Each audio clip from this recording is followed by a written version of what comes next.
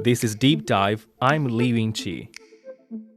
On the eve of the Chinese New Year, families gather together for a lavish dinner that symbolizes union and abundance.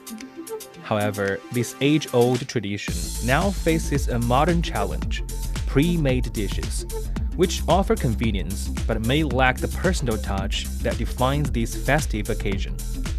Prior to the Spring Festival, marketing for pre-made foods surged across various platforms, from subways and supermarkets to online platforms. This surge not only increased the availability of these products, but also sparked a heated debate. Are these ready-made meals suitable for the revered New Year's dinner? And how might their presence impact the authenticity and significance of traditional values? To delve into these questions, I spoke with my colleague Dou Hongyu. This episode is brought to you on Sunday, February the 11th, the second day in the year of the Chinese dragon. So, Hongyu, how was your New Year dinner? Did you try any ready-made food and dishes with your family? Well, we did have a very big family New Year dinner together, but none of the dishes were ready-made food because those are the dishes that my parents made. They inherited those food from my grandparents. But over the past year, I did buy ready-made meals a few times. For example, once I bought a box of spicy crawfish from the supermarket. They were packed in a plastic box. They were covered with spices, and they were fully made. So what I was doing was simply bring them home and then put them in a pot and then heat them up. And then they were ready to be on the table. It was as easy as scrambling an egg. Mm-hmm. I also bought a box of hot pot from the supermarket, but they were just ingredients. They were not cooked before. There were cabbages, there were mushrooms, meatballs, and mutton slices, and frozen tofu, etc. So after I brought them home, I also put them in the pot and then put into some boiling soup. And then we had the hot pot, just like what we did in a hot pot restaurant. So yeah, I bought ready-made meals a few times in the past year. There seems to be a very large family of foods that are from this ready-made family. Mm-hmm. And many people probably haven't realized that they had already, more or less, tried ready-made foods in the past. So can you help make clear what is this family of ready-made foods and what type of foods are out there? Yeah, generally speaking, the ready-made meals are the food that has been fully or partially processed before reaching to the consumer's table. There are basically 4 types of pre-made food in the Chinese market. The first is ready-to-eat food. They are the kind of food that can be eaten without any further cooking. You just simply open the package and then you can eat it. So that is the most time-saving. And the second is instant heated meals. They are fully cooked before being sold to the consumers, but since they are stored in a relatively low temperature, so consumers need to heat them before eating, just like the spicy crawfish I bought from the supermarket. Now, most of the New Year meals sold online in China are such instant heated meals, so it's quite convenient for families during the New Year holiday. And the third is ready-to-cook meals. They are half-made, so you cannot directly eat them. You need to do the rest of the cooking, like putting in some more sauces or spices while heating them up. And the last one is ready-to-prepare food. It's just like the hot pot I mentioned. They're just ingredients being washed and packed, so you need to do the cooking by yourself. So basically these 4 kinds of ready-made meals. Even before the Chinese New Year, long before, this argument already started about the New Year dinner and whether or not ready-made foods are qualified as a New Year dinner dish. And it seems like the main argument for people who are against this idea is that for the most important meal in the whole year, people are supposed to spend time with their family prepping that meal. Are there other arguments on why ready-made foods or pre-made foods don't qualify on the New Year dinner?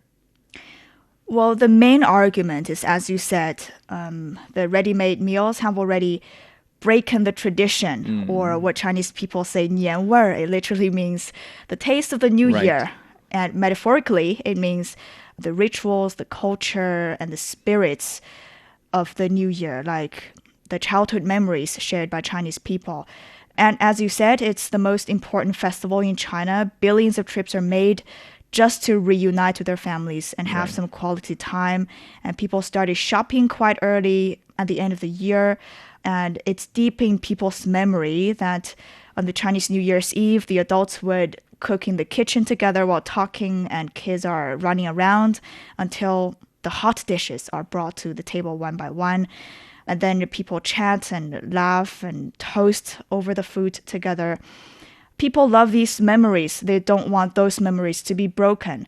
But another important reason is that they prefer the traditional New Year food they make at their home instead of ordering the food that other people are also ordering in their families, which will make their New Year dinner less special than their traditional food cooked in their own kitchen. And another reason is that now people in China have quite negative impressions towards ready-made meals. They're concerned about the taste because ready-made meals are not as tasty as the hot meals just cooked in the family kitchen. And people are also concerned that they're not as healthy and as in good quality as the food made by themselves. So in conclusion, I think many people don't think that the ready-made meals qualify for the New Year's event. And some people don't think that they qualify even for a dinner. So it's both about the dish as well as the process of prepping that dish. But is there this demand for people to have pre-made products for the New Year dinner?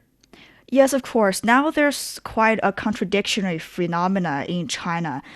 The criticism against ready-made New Year dinners and the orders for such dinners are growing together. So you see such meals are being overwhelmingly criticized on the internet. But at the same time, if you take a look at the number of orders, they are also soaring. So this is quite an interesting phenomena in China right now.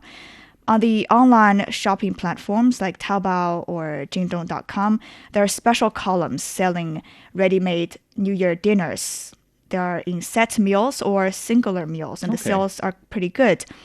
And offline, in the supermarkets, there are already reports that the ready-made meals packed in boxes are quite popular in the supermarkets and shopping malls. For example, a shop manager in South China's Guangdong province said that the types of pre-made meals in his shop was 50% more than they had last year. And more remarkably, their sales of pre-made New Year dinners has doubled from that of last year. And the most popular ones are in their local cuisine. So although there's a lot of criticism online, the demand is getting too big to ignore. And the majority of people buying those meals are young people who don't have the ability to cook New Year dinners.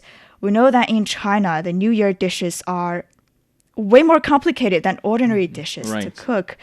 It requires a long learning experience. I mean, each dish may require 10 or 20 steps to make. You need to learn, you need to practice, and you'll fail, you'll improve, and you'll fail again, and then you still practice. So young people may don't have that much energy and willingness to learn to cook New Year dinners. And also, there are a group of people who are too busy, who don't have time to prepare those food because you need to plan early, you need to shop early, and it requires a lot of teamwork among family members. So it requires a lot of time. One of the alternatives is to book a table in the restaurant. Right. But that resulted in Costly. You have to book a table in the restaurant like 1 or even 2 months ahead of the Chinese New Year. And only a minority of people can do that. So now people start to think about moving those dishes from the restaurants to their family tables. And that is why there's a huge demand for pre-made New Year dinners. In general, most people would have this stereotype that ready-made foods they are convenient, but at the same time, they're not that healthy, nutritious. And is this still a factor among these products? Yes, now we can see that there's the lack of trust, the lack of consumer confidence towards this market. And of course, it takes time for such consumer confidence and for the market to grow.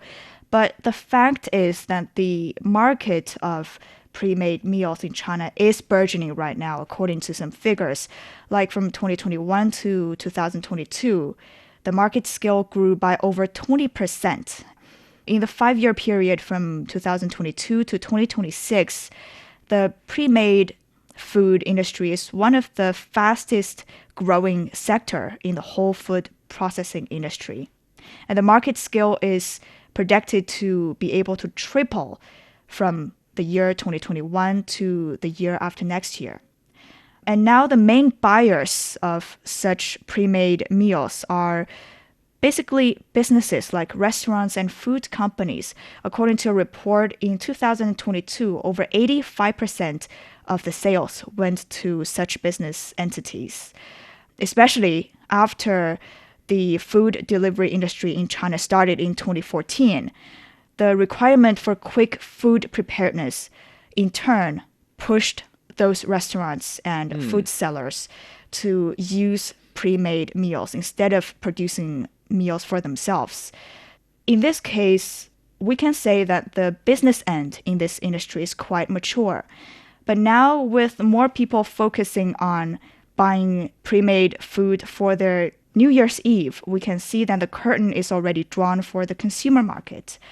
And the consumers are getting a wake of the benefits of getting pre-made meals. But we know that for any businesses to tap into the consumer market, you need a process of consumer education. But in China, this education process was quite natural because, for example, during the COVID pandemic, people started to realize the benefits of relying on e-grocers to get fresh food.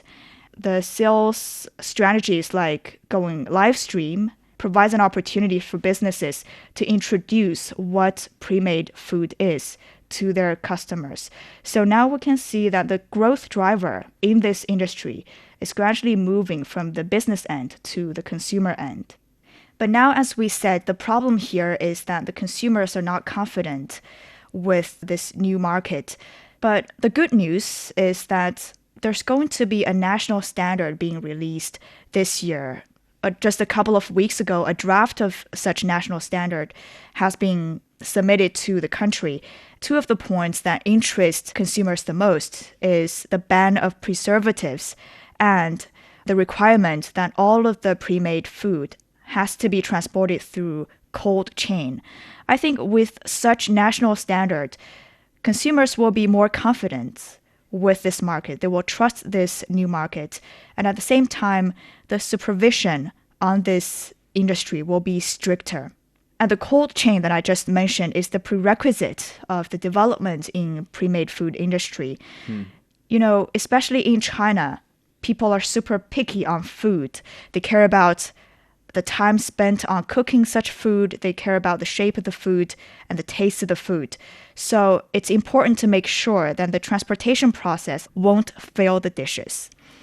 And according to the data released by a Chinese research institute, during the past few years, the facilities used by the cold chain system in China have been growing, and the whole market sales of cold chain industry is also growing. So this elevating cold chain industry in China is definitely going to be the foundation of the development of ready-made food industry. And if we take a look at some of the more mature pre-made food markets in the world, like in the United States and in Japan, this industry is always boosted with the development of cold chain technologies, like the markets in both the US and Japan grew quickly after the Second World War, when cold chain technologies were invented and improved. And apart from that, the industrialization, the high population density, the more women coming to the labor force, and the faster pace of life are all the factors that boosted the growth of this pre-made food industry. So now the shift of focus towards this pre-made food in China is the result of the economic growth and the evolution of the society. So the industry is maturing, and sounds like the ready-made foods, they're moving from cheap on quality and to maybe offering more diversity and options to the customers. But just going back to this very discussion and debate on the relationship between ready-made foods and the New Year dinner, I mean, even with all of these improvements, people would still question that, do we really have to eat ready-made foods for the most important meal of the whole year?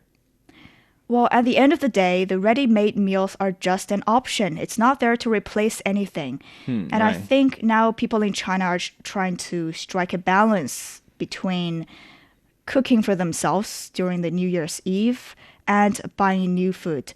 I think maybe one option is to cross out cooking from your New Year plan and buy a whole set of New Year's meal from the restaurants or from the supermarkets or online. Because it is time consuming. Yes.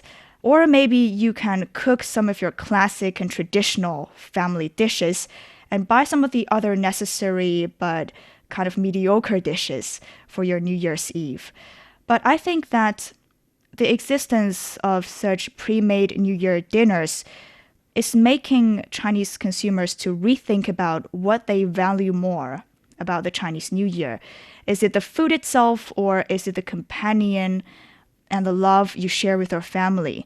I mean, decades ago in China, a lot of people, especially those in rural areas, the New Year dinner was probably the best meal in the whole year. It was the occasion, it was probably the only occasion for kids to eat some meat and dumplings, because back then people were poor. But now, as we know, You have this every day. yeah, in our ordinary life, it's too easy to reach those food.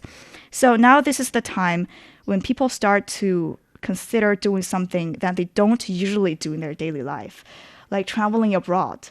According to a travel agency in Beijing, their outbound travel orders is projected to grow by 10 times during this holiday compared with the Chinese New Year holiday of last year.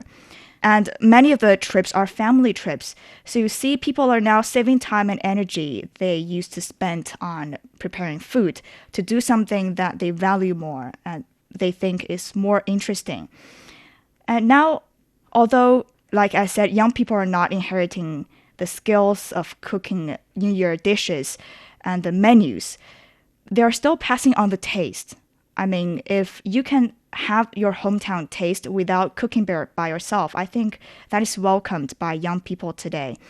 So that is what is pushing the supply side to change itself to meet the needs of people today. So maybe young people are not the ones to pass on the skills. We can let chefs pass on the skills and only let young people pass on the taste. So compared with the past, when people's happy memory largely relied on the material satisfaction, now we're shifting our focus to more spiritual enjoyment. So I think this is the new 年味儿, or the new taste of the new year that we're talking about. Right. And the precious time of prepping that food can be spent elsewhere, like traveling, as you pointed out. Exactly. Thank you for joining. Thank you. Despite some people's hesitation, more ready-made foods are finding their place during the traditional festival. According to the Mujin Market Index, sales in January reached a 6-month high, totaling 150 million yuan or $21 million, with a significant portion expected to make their way onto the New Year's dining tables. While people are spending fewer hours prepping this meal, the holiday season witnesses a surge in both domestic and international tourism. Chinese officials forecast that daily customs traffic will reach 1.8 million people, tripling the number compared to the previous Spring Festival. Aviation analytics firm Cirium also reports a 26% increase in seat capacity for domestic flights compared to pre-pandemic levels. This modernization of traditions reflects a shift in how Chinese people honor and celebrate their cultural heritage. And that brings us to the end of this episode of Deep Dive. If you enjoyed what you just heard, don't forget to follow us on your podcast platform. Just search for Deep Dive. You can also leave comments to let us know what you want to learn about China and beyond.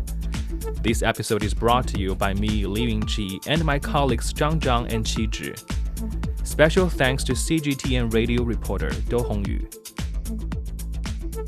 Wish you all the best in the year of the Chinese dragon, and I'll see you in the next one.